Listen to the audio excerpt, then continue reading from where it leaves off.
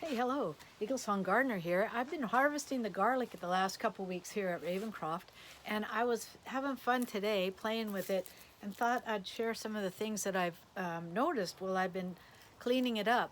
So this is a garlic that's been harvested for quite some time. You can see the paper wrapper is really dry and brittle, and the outside comes off very easily. Well, these are ones that have been harvested after that one. It's a nice, really beautiful, large garlic. And inside, you can see it's still green. So this garlic could use a little more time in maturing before we actually go to the process. But I want to make some scordalia today, so fresh garlic is what we need. And so these are the things I found out.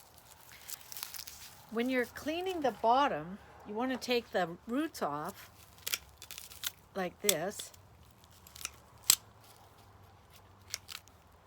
And then there's still dirt. It's hard to get that dirt out of there. And part of my training is that the solution to most problems is inherent in the problem. So I want to get the dirt out of the roots.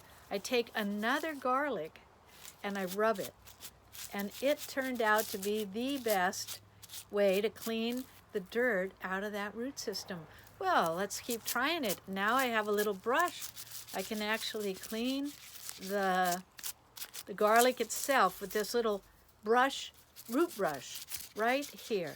Hey, it's so much fun playing in the garden, bringing the bounty to the table, and just seeing how simple life can be.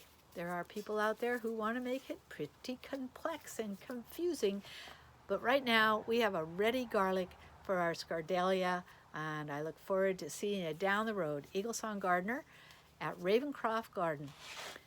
EagleSong-Gardener.com. Come see us. Check us out.